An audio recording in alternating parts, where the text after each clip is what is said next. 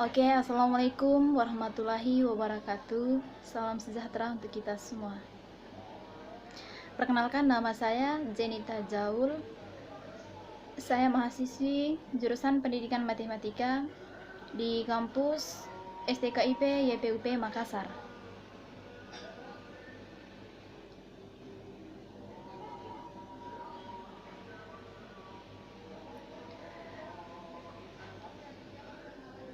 Oke, baik. Di tempat yang pertama ini, saya mengucapkan terima kasih atas waktu dan kesempatan yang telah diberikan kepada saya. Yang pertama, yang kedua, pada kesempatan ini pula, saya akan memaparkan hasil kegiatan laporan magang 2 saya di SMP Negeri 26 Makassar. Yang pertama, pendahuluan, yaitu biodata mahasiswa. Nama Zenita Jaul, NIM 1824029, jurusan Pendidikan Matematika, kelas MT51. Yang kedua, biodata dosen pembimbing. Nama dosen pembimbing DR Ramlan Mahmud, SPD MPD. Alamat Makassar, NIDN 09020584404. Tempat dan waktu pelaksanaan magang 2. Tempat dan waktu kegiatan pelaksanaan magang 2 tahun ini karena melihat kondisinya tidak memungkinkan, jadi tempat dan pelaksanaan kegiatan magang 2 dilakukan secara daring atau online dan di bawah bimbingan oleh dosen pembimbing yang sudah ditentukan dari kampus. Dan untuk kegiatan magang 2 dimulai pada tanggal 17 Agustus 2020 sampai tanggal 17 September 2020. Adapun pelaksanaannya berlangsung selama kurang lebih 1 bulan.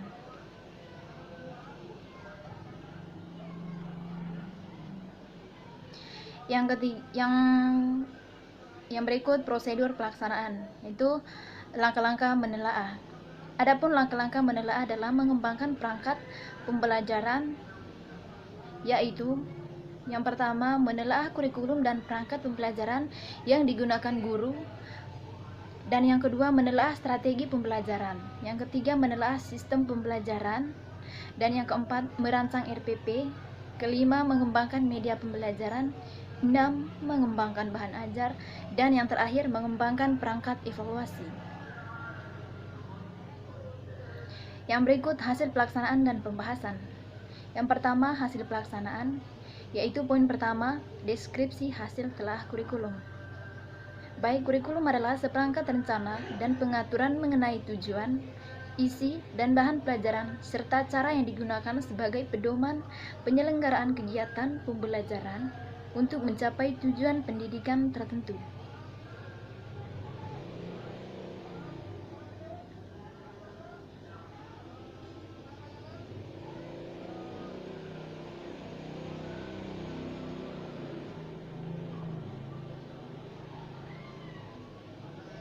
Yang kedua, deskripsi hasil telaah strategi pembelajaran yang digunakan guru. Strategi pembelajaran adalah cara-cara yang akan dipilih dan digunakan oleh seorang pengajar untuk menyampaikan materi pembelajaran yang bertujuan untuk memudahkan peserta didik menerima dan memahami materi pembelajaran, yang pada akhirnya pembelajaran dapat dikuasainya pada akhir kegiatan belajar. Metode pembelajaran adalah cara atau prosedur yang digunakan guru untuk mencapai tujuan pembelajaran. Metode pembelajaran lebih bersifat prosedural, yaitu berisi tahapan tertentu. Sedangkan teknik adalah cara yang digunakan, yang bersifat implementatif. Metode yang dipilih oleh masing-masing guru biasa sama, tetapi teknik pencapaiannya yang berbeda-beda. Di masa pandemi COVID-19 sekarang ini, semua lembaga, termasuk lembaga sekolah, terkena dampak dari pandemi. Namun bukan berarti sekolah harus libur. Di masa pandemi COVID-19, lembaga sekolah tetap aktif dengan tetap melakukan pembelajaran daring. Berdasarkan hasil deskripsi yang telah dilaksanakan bahwa strategi pembelajaran yang digunakan guru di tingkat SMP selama masa pandemi COVID-19 adalah strategi pembelajaran berbasis masalah. Yang ketiga, deskripsi hasil telaah rancangan RPP guru. Rencana pelaksanaan pembelajaran atau RPP adalah rencana yang menggambarkan prosedur dan manajemen pembelajaran untuk mencapai satu kompetensi dasar yang ditetapkan dalam standar isi yang dijabarkan dalam silabus. Yang keempat, deskripsi hasil telaah media pembelajaran yang digunakan guru. Media pembelajaran secara umum adalah alat bantu proses belajar mengajar. Segala sesuatu yang dapat digunakan untuk merangsang pikiran, perasaan, perhatian, dan kemampuan atau keterampilan belajar sehingga dapat mendorong terjadinya proses belajar. Berdasarkan hasil telaah media pembelajaran yang digunakan guru di tingkat SMP, media pembelajaran yang digunakan yaitu buku paket guru, papan tulis, dan referensi buku lain. Yang kelima, deskripsi hasil telaah sistem evaluasi pembelajaran yang digunakan guru. Evaluasi adalah suatu proses yang sistematis dan berkelanjutan untuk menentukan kualitas atau nilai dan arti dari sesuatu berdasarkan pertimbangan dan kriteria tertentu dalam rangka pembuatan keputusan. Adapun evaluasi pembelajaran adalah suatu proses atau kegiatan yang sistematis, berkelanjutan dan menyeluruh dalam rangka pengendalian, penjaminan dan penetapan kualitas, nilai dan arti pembelajaran terhadap berbagai komponen pembelajaran. Berdasarkan pertimbangan dan kriteria tertentu sebagai bentuk pertanggungjawaban guru dalam melaksanakan pembelajaran. Dalam suatu proses pembelajaran di dalam kelas, tentunya sistem evaluasi pembelajaran wajib dilakukan oleh guru terhadap bagaimana perkembangan peserta didiknya. Begitu pula pada proses pembelajaran daring, sistem evaluasi pembelajaran sangat penting bagi siswa, di mana dengan adanya sistem evaluasi pembelajaran, maka guru atau pendidik akan mengetahui bagaimana perkembangan peserta didik. Yang kedua, pembahasan. Kurikulum adalah seperangkat rencana dan pengaturan mengenai tujuan, isi, dan bahan pelajaran serta cara yang digunakan sebagai pedoman penyelenggara kegiatan pembelajaran untuk mencapai tujuan pendidikan tertentu. Kurikulum 2013 merupakan pedoman pengajaran yang terdiri dari 4 aspek penilaian, yaitu pengetahuan, keterampilan, sosial, dan spiritual. Yang pertama, tujuan. Masing-masing jenjang pendidikan memiliki tujuan kurikulum yang berbeda. Hal ini menyesuaikan dengan perkembangan kognitif dan sosial anak. Karena itulah materi yang ada berbeda di setiap jenjang pendidikan, dengan tujuan agar siswa mudah memahami pelajaran yang disampaikan oleh guru. Yang kedua, isi. Komponen kurikulum yang paling utama adalah bahan ajar yang diberikan kepada murid untuk mencapai tujuan yang ditentukan. Yang ketiga, strategi. Perkembangan kurikulum di Indonesia memang mengalami beberapa fase untuk menyesuaikan peningkatan tujuan pendidikan. Karena itulah, metode dan strategi mengajar harus mampu menunjang kegiatan siswa agar bisa memenuhi standar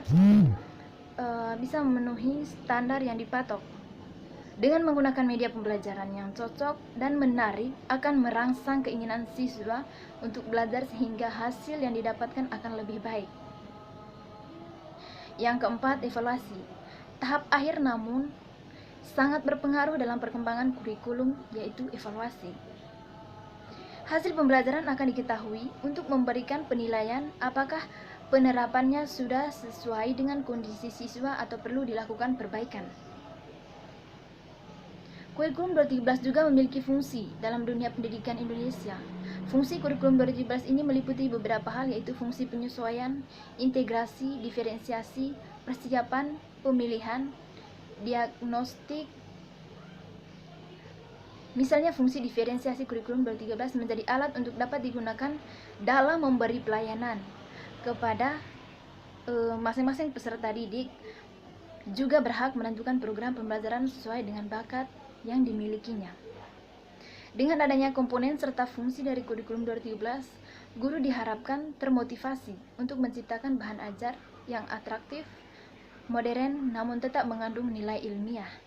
Hasil belajar pun akan meningkatkan suasana belajar mengajar yang menyenangkan dan tidak terasa jenuh. Oke, baik, kesimpulan. Di sini saya akan menyampaikan kesimpulan hasil kegiatan laporan magang 2. Saya simpulkan bahwa program magang ini merupakan salah satu kegiatan akademik yang menjadi salah satu alternatif mahasiswa untuk dapat mengenal lebih jauh dunia kerja di sekolah. Dengan adanya program magang, mahasiswa juga dapat mengimplementasikan ilmu yang dapat di bangku kuliah ke dunia kerja dan mendapatkan ilmu serta pengalaman baru dalam dunia kerja yang nantinya diharapkan akan sangat bermanfaat saat mahasiswa lulus dan bekerja. Yang kedua, saran dalam berdasarkan hasil kegiatan pelaksanaan magang 2, ada beberapa saran yang dapat disampaikan. Yang pertama, perlunya kelengkapan sarana dan prasarana yang masih kurang agar dapat mendukung segala bentuk kegiatan pembelajaran selama masa pandemik. Yang kedua, kemudian dibutuhkan upaya dalam meningkatkan kesadaran dan motivasi belajar siswa sehingga interaksi dalam kegiatan belajar mengajar antar guru dan siswa dapat berjalan dengan efektif dan efisien. Terus yang ketiga, bagi mahasiswa yang melakukan telaah, sebaiknya dalam melaksanakan telaah harus betul-betul memanfaatkan waktu sebagaimana mestinya sehingga tugas selama magang 2 dapat berjalan sesuai yang diharapkan. Mungkin itu saja yang bisa saya jelaskan pada kesempatan ini untuk menyampaikan hasil kegiatan saya laporan magang 2 SMP Negeri 26 Makassar. Lebih dan kurangnya mohon dimaafkan. Mungkin ada kata-kata yang tidak sesuai, mohon dimaafkan. Atas perhatian saya ucapkan terima kasih. Assalamualaikum warahmatullahi wabarakatuh. Salam sejahtera untuk kita semua. Terima kasih.